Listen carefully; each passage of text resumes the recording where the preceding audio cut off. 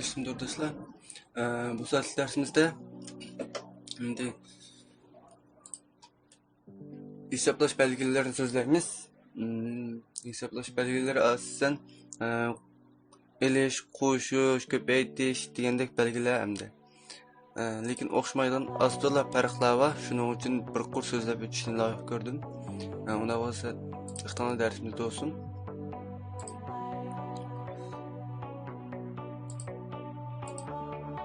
Ben de project kurup bununla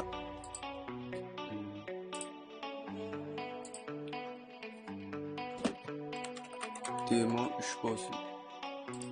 Andım bunu şunu astığa burada.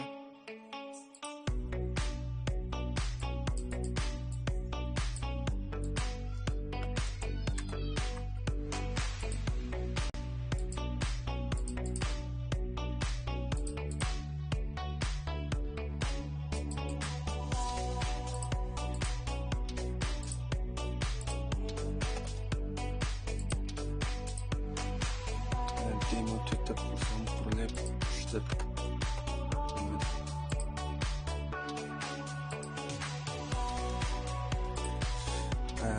kuruladı.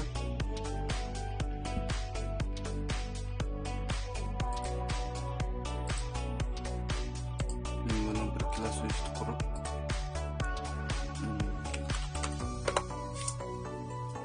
Nine Hanshus'un izledi.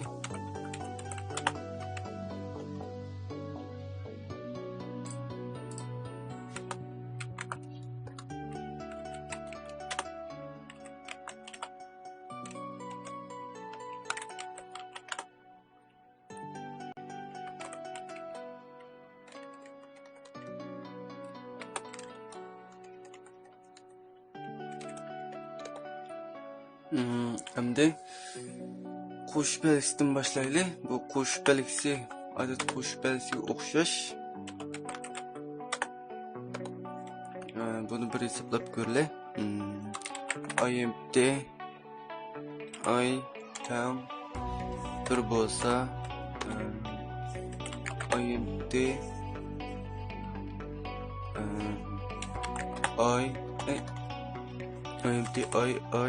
tam bir bo'lsin bu mu? IMT hamda mana ismlarni o'zgartirdilar. A qo'yay, mana B qo'yay.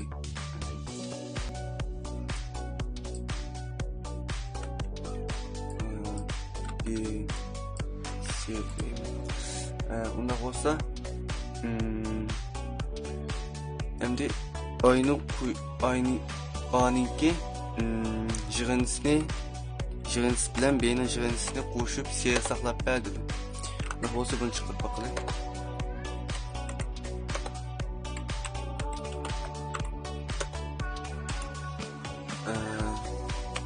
C'nin IMT bu yerga bunda qiliq tushundirish deb bilsanglar bo'ldi. Bel kurslar yerda buning hech qanday nemisi yo'q bu yerda. Ma'ni bil qo'shib chiqarib berdi xolos. IMT C tam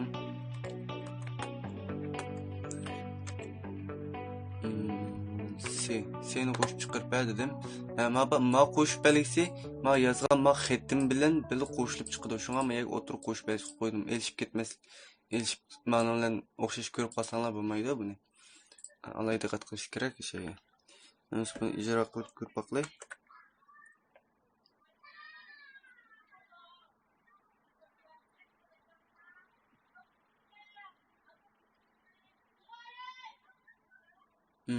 IMT C'dan 2 deb chiqarib berdi. Ma'ni bilan bani qo'shib chiqaribdi. Undaqda endi elish belgisini ko'rib bakalım.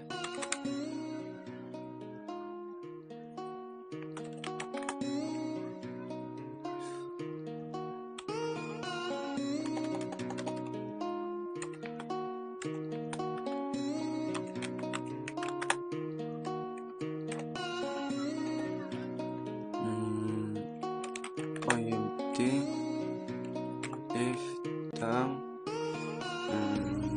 bir qilib IMT G tang bir IMT H tang buni f'ning qiymati bilan g'ning qiymatini bilib h'ga saqlab turdi. Undaqda buni chiqib qoldi.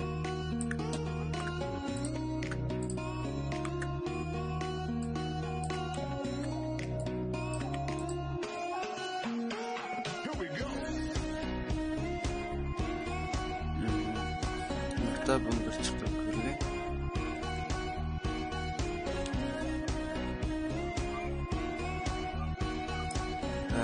Ko'rganimizdek mayoniki f'ning qiymati bilan g'ning qiymatini elib chiqib berdi. Bu ikkisining qiymatini h'ga saqlab oldik. H'ga saqlab olgandan keyin bu ikkisini mana elib qiymatini h'ga saqlab berdik. Andan keyin bu h'ni mayada chiqarib berdik. Chiqargandan keyin 0 chiqdi. Endi yana bir belgi bor. Qo'shish. Ikki tal qo'shish keldi buningga. Bunda biz buni ko'rib baqilay.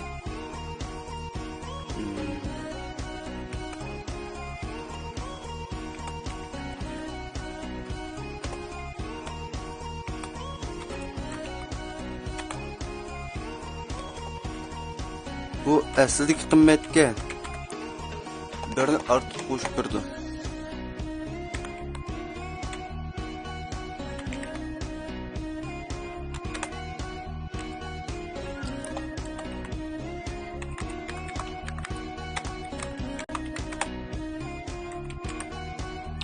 Asli qiymatga birni ortiq qo'shib turdi bu.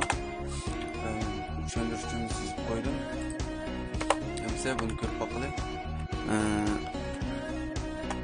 IMT G tang bir dedim. Ondan buni buya kelib G'ga birni qo'shib berdim. Birni qo'shib berdi deyish uchun buni jaja qilib qo'ydim. Bu jajani qanday ishlatamiz deganda ishlatish o'rnini men bir so'zlab beray.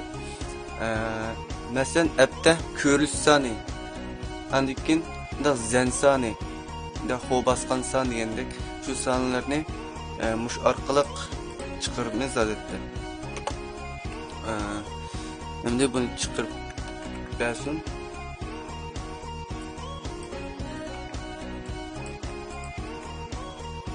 Endi ma bir hozir birni ortiq qo'shib berdim. Undaqda qo'shib beramdi yo'q. Ijro qilishni baqilay. Deyendik birni ortiq qo'shib berdi. Mayada asliga qimmat bir. Lekin maya kelib G'ga birni ortiq qo'shib berdi. Asliga qimmatga birni ortiq qo'shdi jaja qilsak. Tushundinglar? Endi elish qilsaqchi. Birni asliga qimmatdan birni elib o'tadi. Buni so'zlaylik. Aslidagi elish qilsaq, aslidagi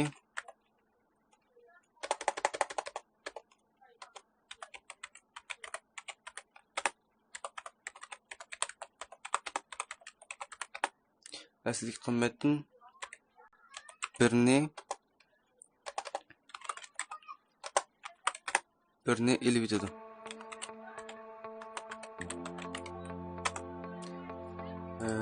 Buni endi amaliy ishlatib ko'rib baqilay. IMT kitang 5 qilay. Endi buni chiqarib ko'rib baqilay.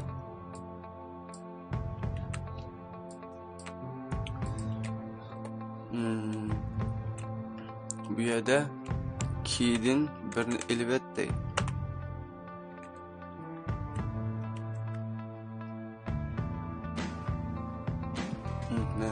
Aslidagi qimmat 5. Lekin mayada birini ortiq yazsak, bu birini aslidagi qimmatdan faqat birini lam oladi. qo'shsaqmi faqat birini ham qo'shib ko'rdim. Bitta qo'shni qilsaq. Bundaq yezaversak bo'lamdi deganda hargiz bo'lmaydi. Lekin yana bir tal yazsak bo'lamdi degan yana bo'lmaydi. Lekin qo'sh kelish kerak bu yerga. Endi amaliy hisobdagi ko'paytirish asli mundaq keldi, shundami? Lekin bu nimada Java program tilida qo'shib ko'paytirish mundaq keldi. Mushu ko'paytirish degan.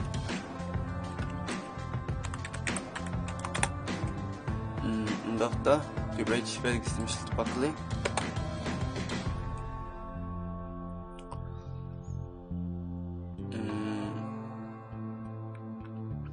IMT L dan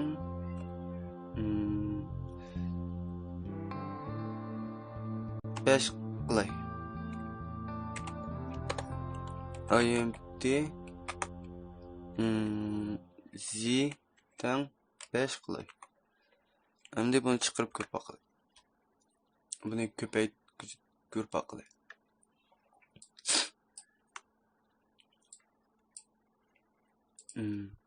Bu yerda yana birini yoziling. X dan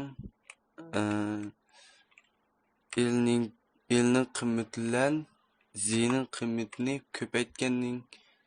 ko'paytib she'r ber dedim.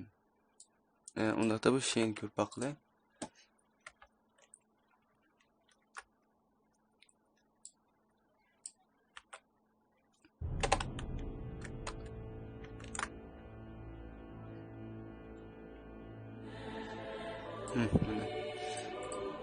IMT X ma'ni L'dan Z'ni o'zaro ko'paytgan qimmatini ma'no saqlab berdi. Mana dal mushu ko'paytish belgisi hisoblanadi mushu.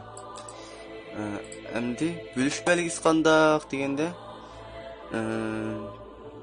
bo'lish belgisini bir ko'ryapsizlar. Bo'lish belgisi mana mushu. Shu bo'lish belgisi odatda. Endi qo'shib qo'ysak buni tushuntirish belgisi bo'lib qoldi, ha? Buni diqqat qilamiz.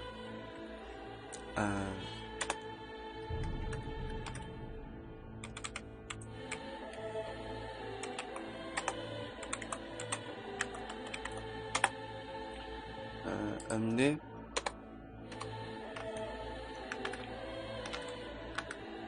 biz bakalım IMT 2 tan 3 de. Bu işletmemize bunu vide.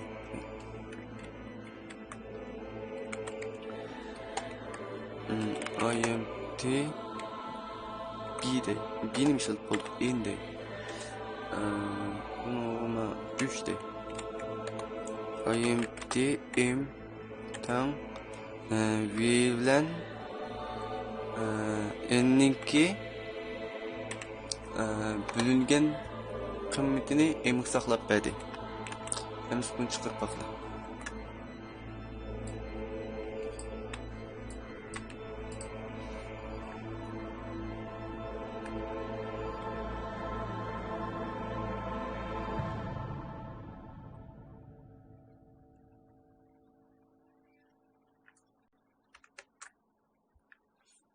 Mana bölüp chiqarib berdi.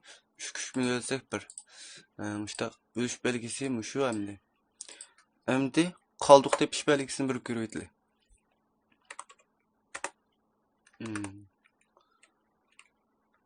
Qoldiq tepish belgisi mana mushu. Persen belgisini adet qoldiq tepish belgisiga ishlatamiz.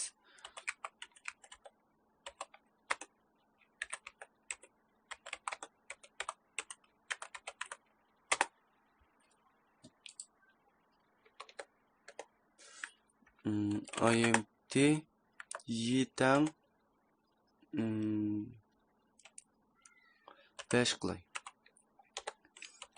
IMT U'dan 3 qilay.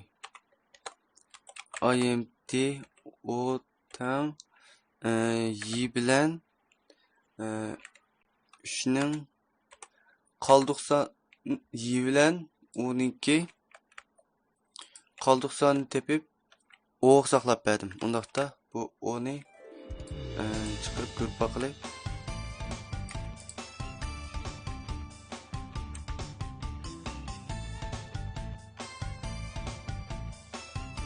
Mana 3 2'ni bölsek qoldiqi 2 qoladi. Buni chiqarib buni berdi. Undaqda yana qanday belgilar var deganda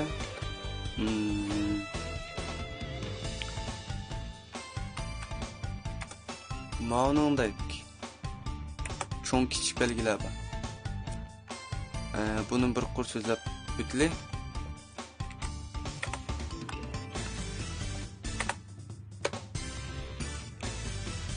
Undaqda bunun qanday misollar saqla.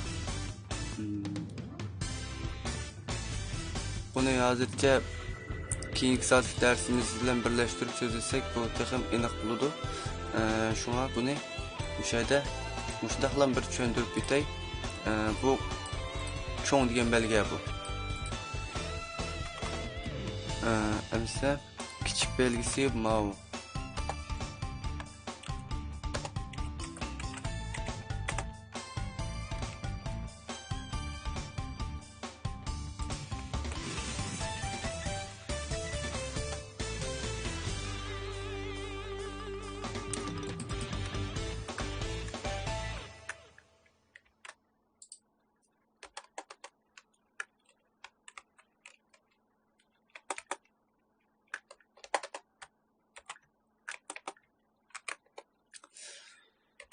Undaqda cho'ng yoki tang belgini ko'rib baqilamiz. Mana cho'ng bilan tangni olsak, cho'ng yoki tang degan ma'noni bildirdi.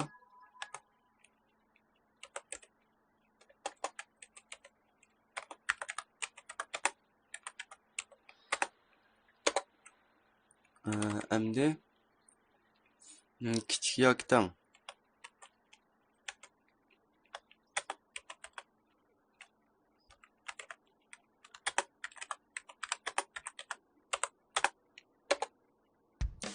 Endi tang degan belge Java'da bir tal tang yozib qo'ysak bo'lmaydi.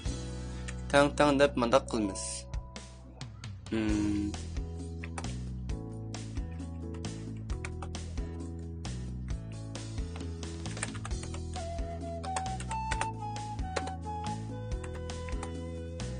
Endi tang emas degan belge olsa bir tal ündeş belgisi. Endi bir tal tang belgisi olsa bu tang emas degan ma'no bildirdi.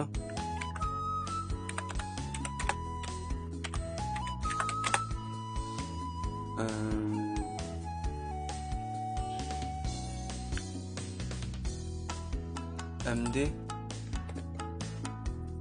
asosliq endi hisoblash belgilerimiz yo'qmushu. Mushlarni bundaqlam ko'rib olsanglar bo'ldi. Esi tutib olganlar ma'ula. Bachchini esini tutib olishinglar kerak mana. Mushlarni esi tutib olsanglar bo'ldi. Keyingi soat darsimizni boshlab logikalik hisoblash belgisini bugun tugatdik. Hisoblash belgilari bilan logikalik hisoblash belgilari degan amaliyot shu. 2 soatlik darsni bugun 1 soat tugatdik. Undaqda keyingi soat darsda if else belgisi ko'ramiz. Undaqda diqqatinglar keyingi soat darsimizda olsun.